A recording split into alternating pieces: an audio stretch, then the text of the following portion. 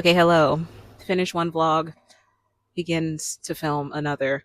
I am reading The Bride of the Haunted Manor. I think this one is going to be a shorter vlog because this is just a novella that I am reading on my Kindle. So hopefully this video will be a better representation of how much I read on my Kindle um, in just a few days.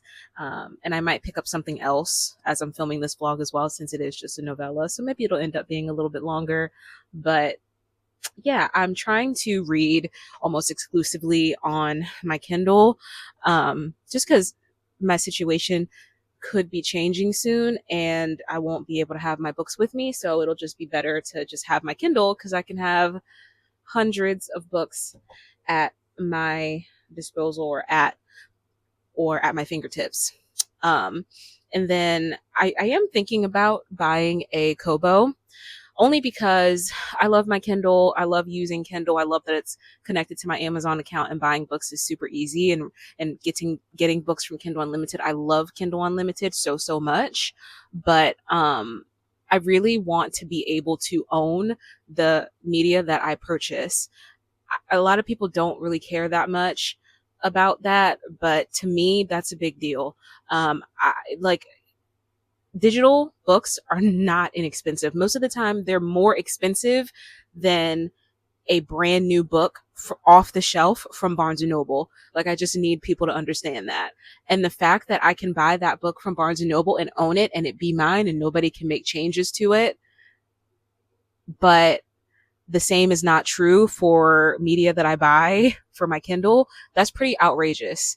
You know, the fact that I own a license and it's not mine and that it can be removed from my library, it can be deleted, it can be updated, it can be changed, the cover can be changed, the text can be changed. I don't like that. You know what I'm saying? So I want to get a e-reader that I can offload the material on it to a laptop, to a computer, so that it's always mine and that it never changes unless I change it. So yeah, this year is going to be the year of e-readers for me. So I'm going to try this again, the diary of a Kindle girly vlog type of situation and see where we go. But I'll be back when I have something else to yap about.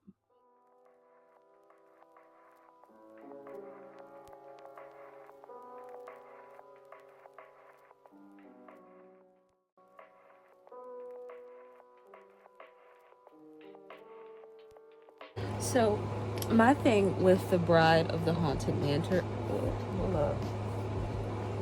Forgive me, I just woke up. My thing with The Bride of the Haunted Manor is that it is terrible. It is terribly written, but I want to know, like, there's intrigue. You know what I'm saying? So it's like when people say that some people shouldn't publish their stories, or some people don't deserve to be published because they don't write well enough, or whatever the case. I don't think that. I don't believe that, and I would never say something like that. Number one, that's just like, so because you don't like something, it doesn't deserve to be published. Somebody likes it. There is a market for this book. I looked at the reviews on Amazon and people like it. There are some people who don't, but there are people who do. You know what I mean? So I would never say something like that, and I don't agree with that sentiment.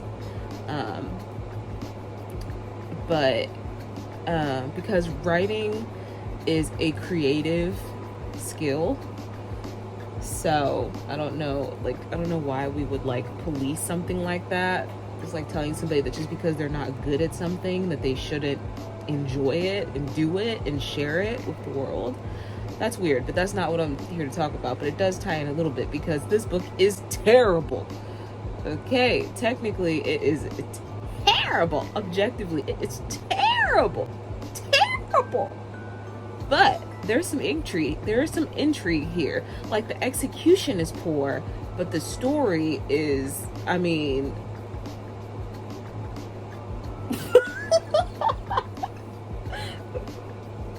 it's pretty all right. You know what I'm saying? Because I keep reading it because I want to know what's going on, and I want to know how this ties into how the book began. You know what I mean? So she did something right. Just because a writer does the writing part wrong, it doesn't mean that the storytelling part isn't compelling or isn't exciting.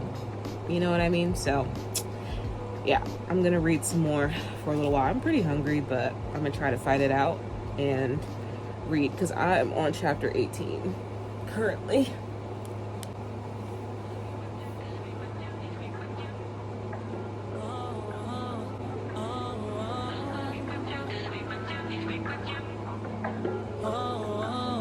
Chemistry was crazy from the get-go. Neither one of us knew why. We didn't build nothing overnight, 'cause a love like this takes some time. Okay. It is later in the evening and I have finished The Bride of the Haunted Manor.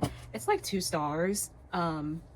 But for what it was, it had a lot of intrigue and I wanted to know how everything was going to get tied up at the end, which I think is the purpose of a story.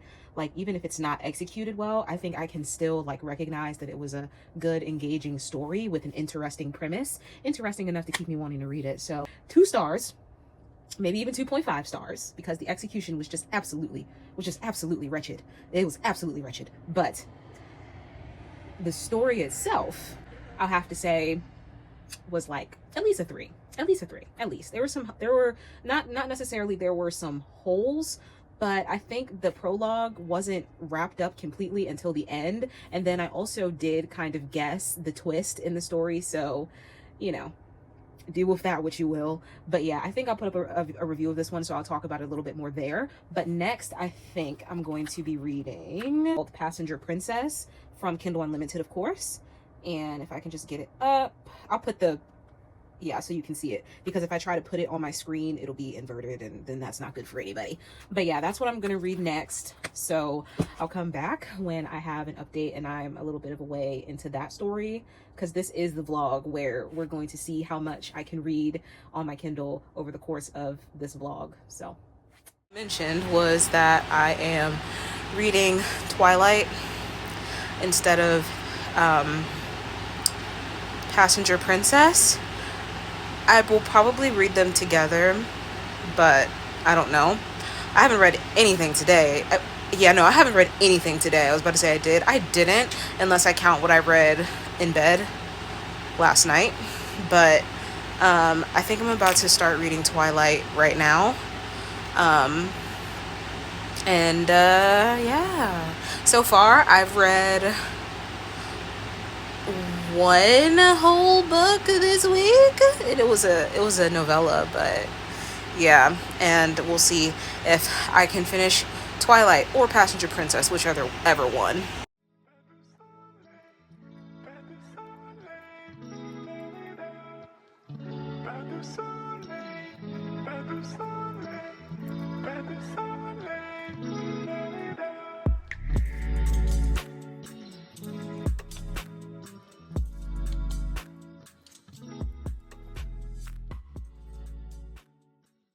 Popping in real quick to say that I'm having an issue with my newest Kindle.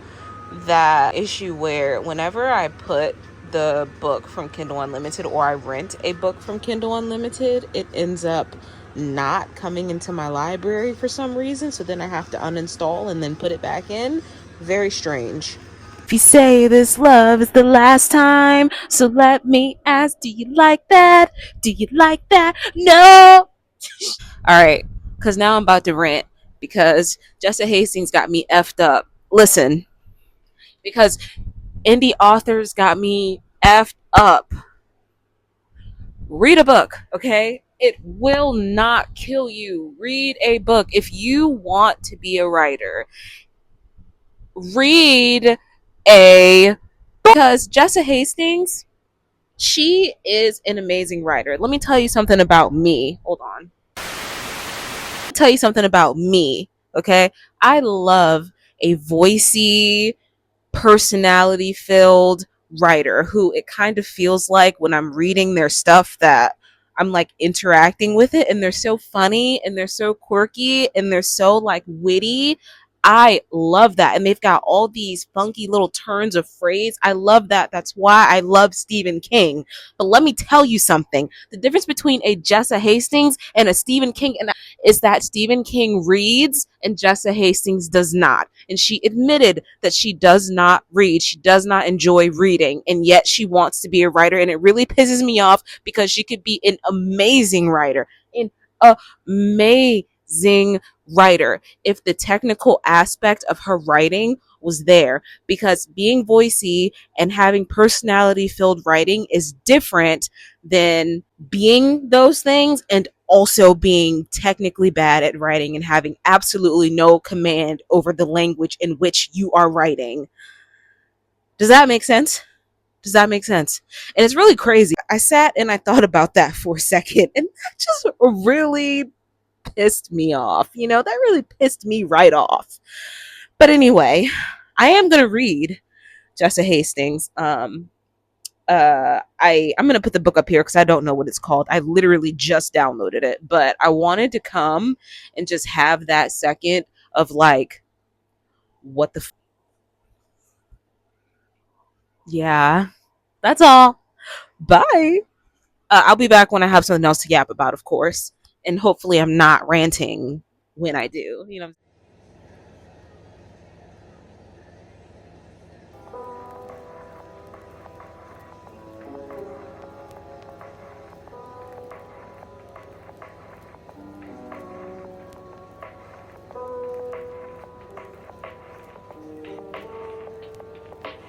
2,000 years later.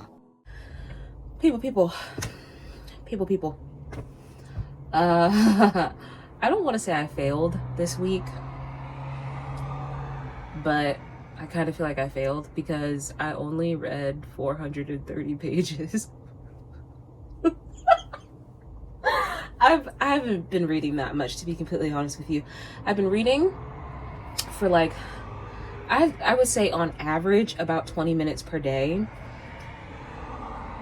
So as you might imagine, I'm only reading like 20 or so pages, maybe a little more. Just on average, it's about 20 pages per day. I think a part of it was that I was reading Passenger Princess, and I just don't like that book. Okay, it's not like the Bride of the Haunted Manor, where I didn't really like it and the writing wasn't really that great, but I wanted to know what was going to happen. There was intrigue with the Bride of the Haunted Manor, but not with Passenger Princess. Like,